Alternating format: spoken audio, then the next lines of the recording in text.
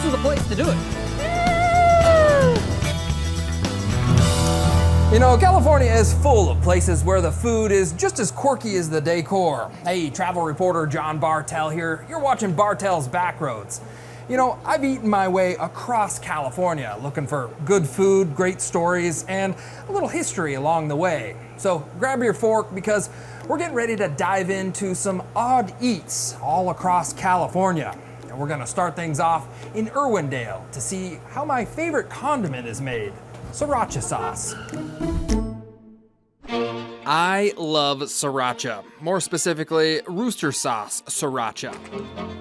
I put it on just about everything. Corn dogs, burritos, and even my salad. I'd drink this stuff if I could. So when I heard that my favorite condiment was made right here in California, I had to see how it was done.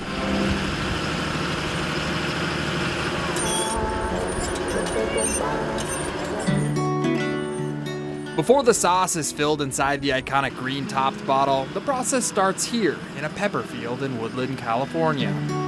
Peppers are grown all over the state of California. We just found a little niche here in Northern California in this woodland area. They seem to do very well. Sometime around the end of March or early April, farmer Tom Muller begins the planting process.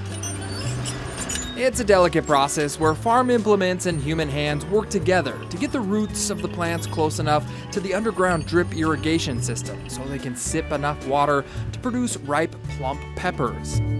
It is a tough task, though. Tom grows about 450 acres of Sriracha peppers, and the elements are often against him. Every year's different. Every year you do this, you look at what you did the year before, how you can make it better, but it really all comes down to how the weather's going to treat you.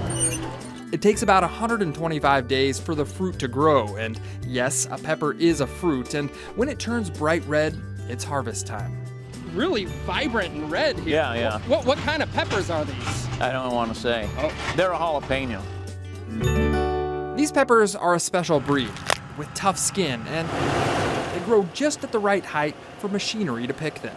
Before the machines, we were picking with 80 to 100 people, and now I'm doing it with 9.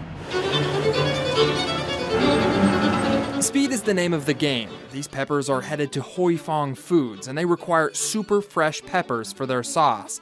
And these specially designed harvesters sort, pack, and pick the peppers in a matter of minutes.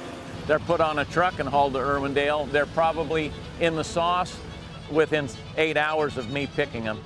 That's right, 8 hours. The Sriracha peppers may be grown in Northern California, but the famous Sriracha rooster sauce is made at the Hoi Fong Foods Southern California facility in Irwindale.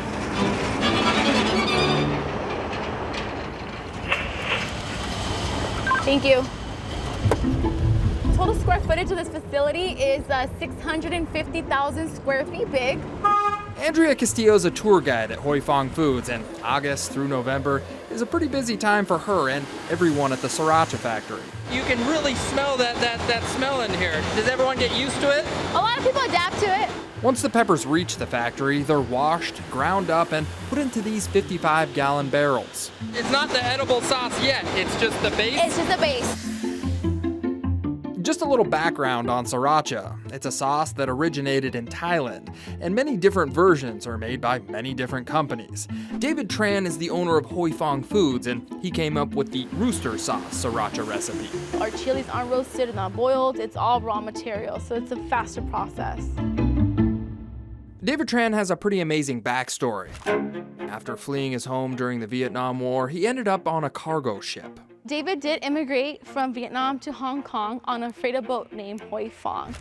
So it meant a lot to him, so that's why he decided to name his company Hoi Fong Foods. Eventually, David made it to the United States, first in Boston, then to Los Angeles, where he bought peppers from the field to grind up and then mix in his secret recipe of spices to sell in Chinatown.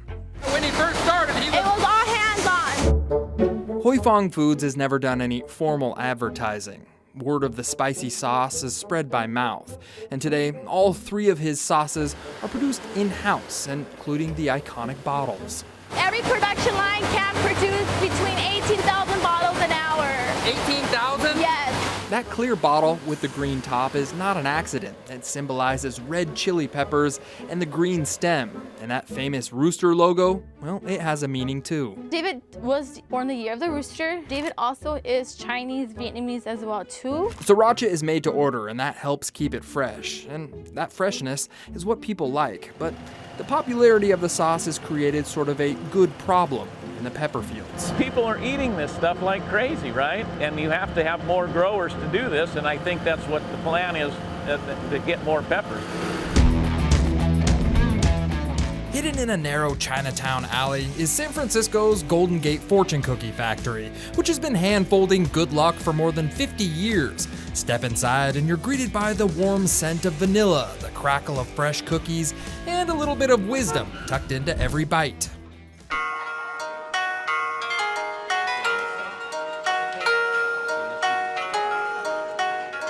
It's mid-morning in San Francisco's Chinatown, and there's a line forming down Ross Alley.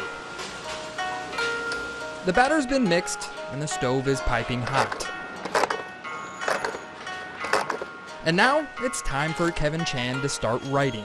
My fortune has to be good in the bucket. Gotcha. Okay? Just like you want to put some X-rated in there, that's your problem. It's not my problem, okay?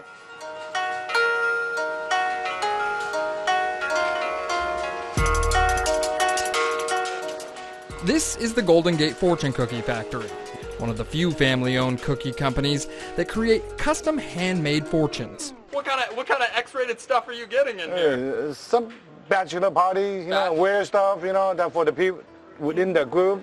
Since 1962, the Fortune Cookie Factory's opened their doors to tourists, and the main attraction is Kevin's 69-year-old mother, Nancy Chan.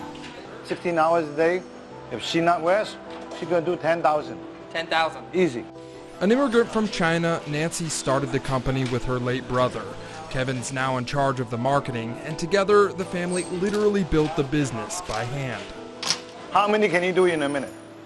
I don't know, probably maybe 6? 6? Maybe, yeah, 10 seconds a piece? Are you overestimate yourself? The cookie stove is automated, but the folding part is all manual. Oh, you just go on there and grab it by hand, huh? Yeah. And it takes a high tolerance of pain. Ah, those are so hot. Oh my gosh, that's so hot. Okay. Oh, that's so hot. Just to be clear, I'm not the only one to burn my fingers. Basketball player Klay Thompson couldn't handle it either. This wouldn't, your quality control wouldn't pass this. You make a 45 angle. Quality and customization is actually a big deal here. The chocolate and frosted covered cookies bring in big crowds, but the custom fortunes inside the cookies are what's most memorable. Like the time Kevin helped with this marriage proposal.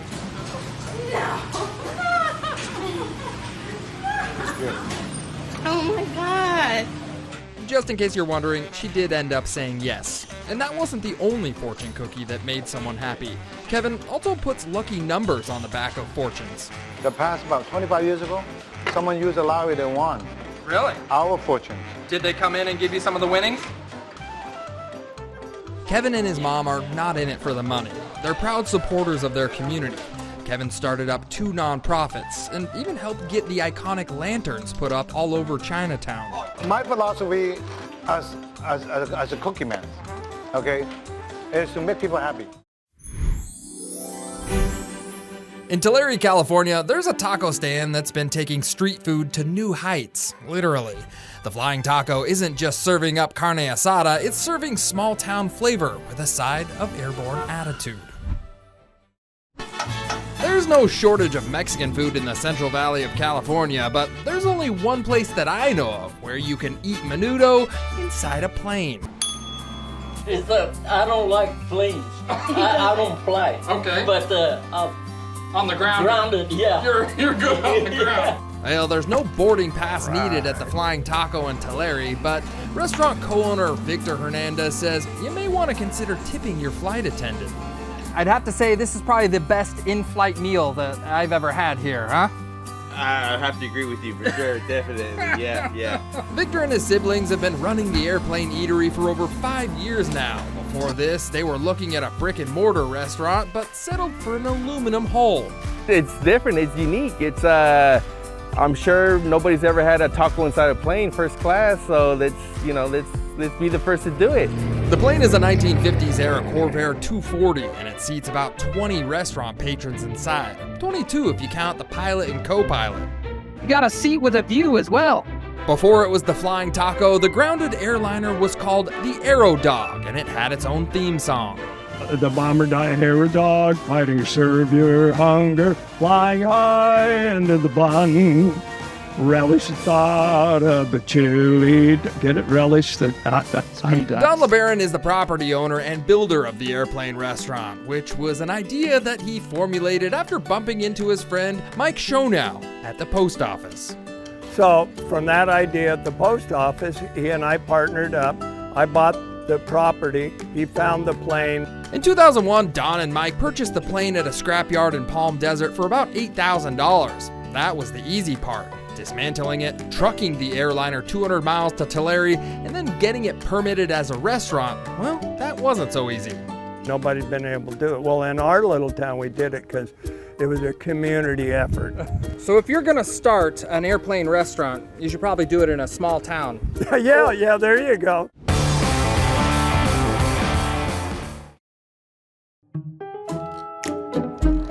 Hey, you're watching Bartell's Backroads, and we're checking out some odd places to eat throughout California. Up next, we're heading to Fanny Ann's Saloon, an iconic bar in Old Sacramento with an even more iconic story.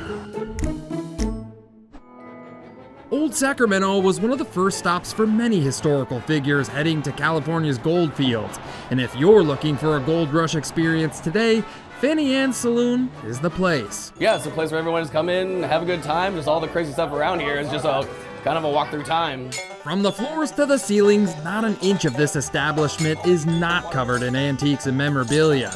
General Manager Matt Pletcher says, with all this stuff, space is a little tight inside. Not a whole lot of room. It's only 17 feet wide and 60 feet long or so. The current Fanny Ann's was built in 1973, but it gets its namesake from the first reliable steamboat that hauled supplies to Sutter's Fort in Sacramento back in the 1840s.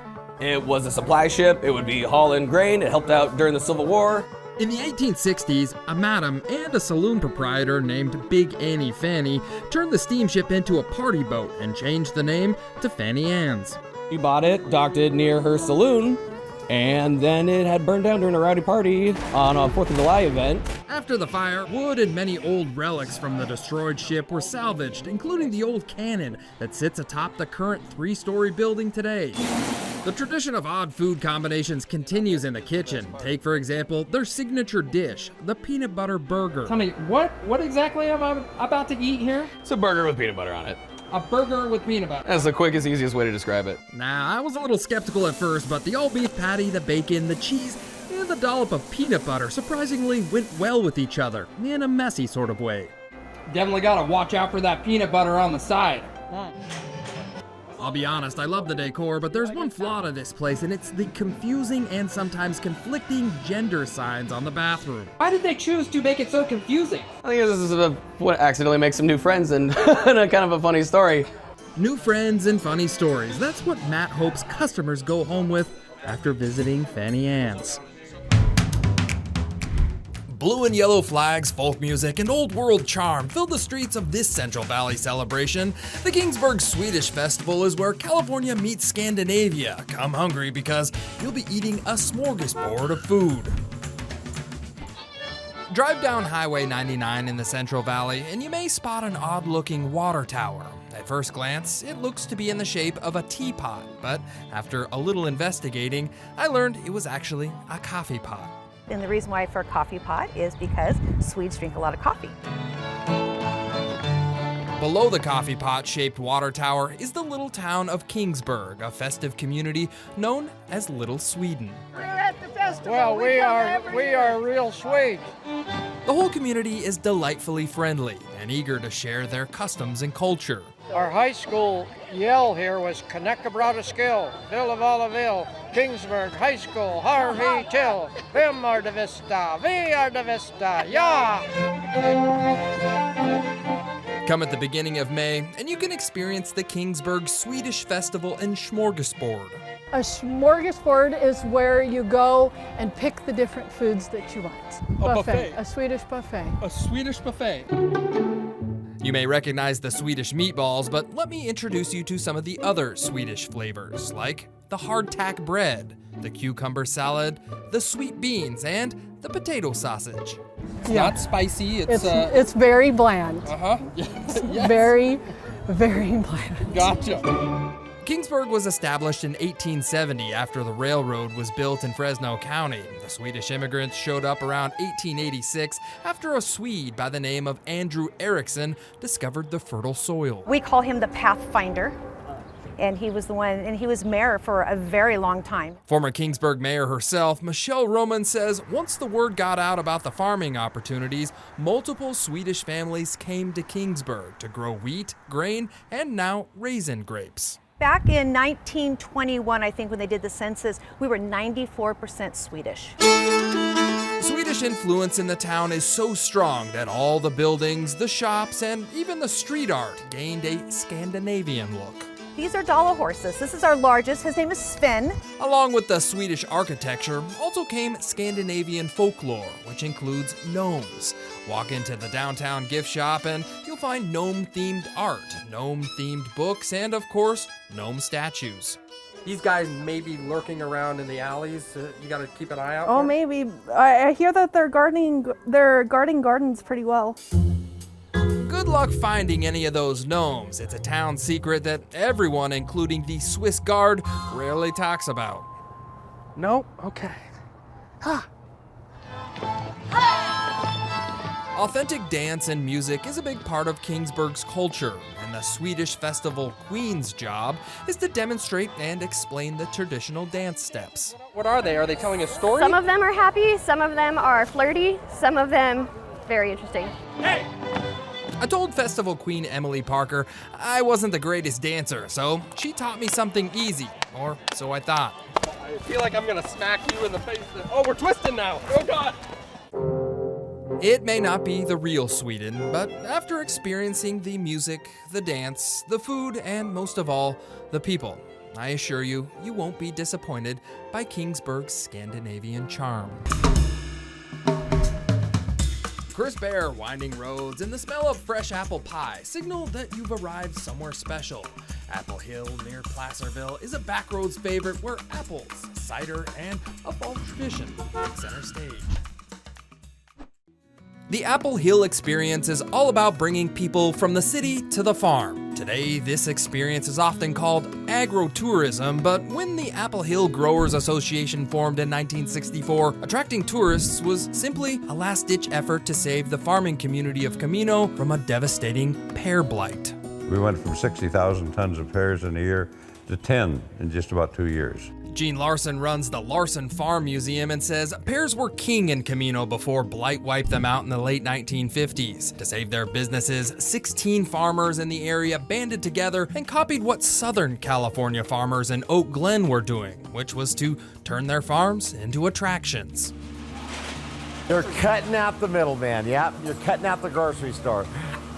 But who wants to go to a grocery store and have a picnic? Gene's son, Raymond Larson, is living proof that turning farms into attractions actually works. The fifth-generation apple farmer now grows dozens of varieties of apples and even a few pears. And that includes the old Rhode Island greening apple, which is believed to be the oldest apple tree in El Dorado County.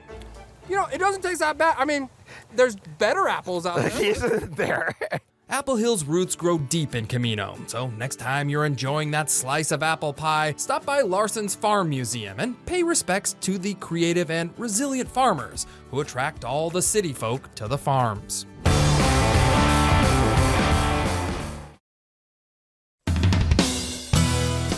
Hey, you're watching Bartell's Backroads Odd Eats Edition. Now, in Mendocino County, they're serving up a salty solution to an underwater problem. Chefs and divers are working together to turn an invasive species into a seaside delicacy. Uni. In many parts of the world, it's a delicacy.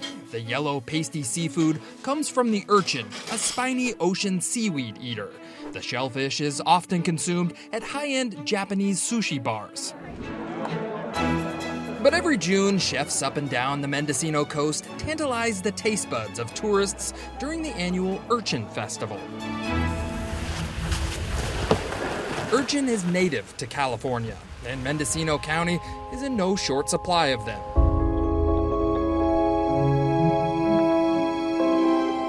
The ocean floor is covered with them. I mean, they're everywhere. And if you're looking to harvest some for yourself, one of the easiest places to pluck them out of the water is at Van Dam State Beach in the town of Little River.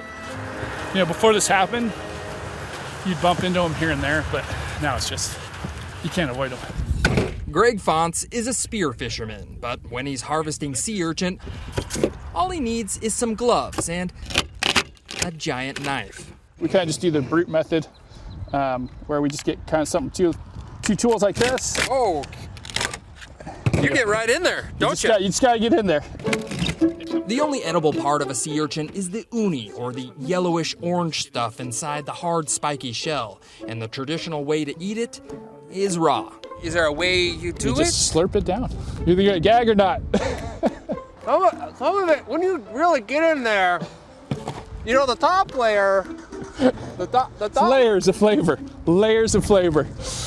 Okay, I'm just gonna swallow. Oh, yeah. So the top layer, it's in there. To say the least, uni is an acquired taste. A taste that Mendocino County hopes can be acquired by tourists because there's an overabundance of sea urchin. This is what we're trying to actively remove from the ecosystem, are these purple sea urchin. Anna Newman is a harbor master for the Noyo district, and the reason she wants the purple urchin gone is because they're eating up the coastal kelp forest that the fish and other aquatic life need to live in. And then he'll eat the top part of the blade, he'll eat on the stipe. Purple urchin is native to California, but sometime around 2014, a warm water eddy moved into Mendocino and Sonoma County's coasts, wreaking havoc on the ecosystem, causing important sea life to move out of the kelp forest and into colder water. They all started feeding and they all started breeding. So we really got this perfect effect that allowed the purple urchin abundance to just absolutely skyrocket. At the same time, the area is recovering from sea star wasting disease, which killed the purple urchin's main predator, the 20-armed sea starfish. And you've heard the saying that cockroaches will inherit the earth. These little guys, purple urchin, will inherit the sea. With the natural predators out of the equation, humans have to step in. The whole situation prompted the festival, I guess. What I love about this festival, it combines two of my favorite things, discovery and food. Callie Dim is the owner of the Little River Inn and Restaurant and one of the main organizers for Mendocino County's Urchin Festival, an event that encourages people to eat uni. What exactly are we eating in here? Gonads. Gonads? Gonads. Also known as genitals? Not genitals, what's inside the genitals? Well, after hearing that, my high school biology teacher would be pretty disappointed in me. The real definition of gonads is reproductive organs. In the case of the sea urchin, it's called roe or uni, and Callie is trying to show people that you don't just have to eat it raw. Joe Perez is a chef at the Little River Inn and one of the many chefs in Mendocino County enhancing the flavor of uni. This looks so much nicer than when it came out of this thing over here. Yeah. Joe hoped to change my mind on the taste of uni by mixing it in deviled eggs and... Cheers. Yeah. All right. I'll tell you, he succeeded. Oh, wow. This is 1,000 times. This is the better? best deviled egg I've ever had in my life. Right on, thank you. Conservationists, scientists, and the fishing industry are all working together to reduce the purple urchin population. There's no one solution that will fix this, but eating their way out of Mendocino's sea urchin problem can't hurt. Your goal is to take a problem and turn it into food. Find food. Yes. Yes, and educate people along the way. Rio Vista, California, Foster's Bighorn is the kind of restaurant where the walls do the talking, and most of them have horns. Inside, you'll find one of the most impressive and unusual taxidermy collections in California, turning every meal into a wild adventure. One of the valley's largest collections of exotic animals isn't in a zoo. It's actually in a small bar in Solano County, and you don't have to give up your seat to see lions, zebras, and even an elephant. Man, this is one heck of a seat here. This is like the top seat in the house. This is probably the top seat. A lot of people will tell you when they were growing up, if it was their birthday, the birthday treat was to sit underneath the elephant. Welcome to Foster's Bighorn, a sports bar like no other. How many animals are we talking about in here? Just under 300. Pull up a chair because this bar story is a doozy. Bill was the founder of Foster's Bighorn and bought it in 31 and opened it in 33. Bill Foster, avid hunter and prohibition moonshine bootlegger. He was on the run from the law, and so he came up to Rio Vista from Alameda County and changed his name to Foster. And I think he kind of went into a little bit of hiding. The liquor business was good before and after the Volstead Act, so much so that he was able to take lavish hunting trips to Africa, and he had the pictures to prove it. He documented his travels really well as far as the pictures. He was a photographer. He loved doing this. The pictures tell the story, but the taxidermy is the true art piece of the establishment. To get the lifelike looks, Bill Foster hired the Jonas Brothers, who were world-renowned museum-quality taxidermists. Apparently there was a time when field trips would come in here. After Bill died, the bar ended up in the hands of the IRS for a short while. A number of bar owners then ran the place, but eventually it ended up in Chris Wakeman's hands. Why did you want to take over this place? There wasn't a up on the wall, so I thought, what the hell? Jokes aside, Chris says he respected what Bill Foster had built, so he brought back fine dining to the restaurant and even gave the animals a good cleaning. This was something that Bill was privileged to go see, and he wanted to bring this back to share it. And his vision at the time, turns out 94 years later, that it's a museum for everybody to enjoy. Today, some of the animals on the wall are now endangered or protected, but they date back to a time when hunting laws were different, and many people didn't know these animals even existed. This was a totally different time. This was preservation, conservation. The meat went to tribes and villages and families. In a way, Foster's Bighorn is a museum protected by bar owners, past and present, and it's also enjoyed by generations of customers. What do you think it is about this place that keeps people coming back here? I think it's everybody telling stories about coming here, and everybody wants to come here. I've told many people about it. They said, I've never heard of the place. I said, just Google Foster's Bighorn, and trust me, you'll enjoy it. Hey, thanks for watching Bartell's Backroads Special Edition Odd Eats throughout California. I hope it's inspired you to take a little road trip of your own. I'm John Bartell. Hope to see you on the Backroads.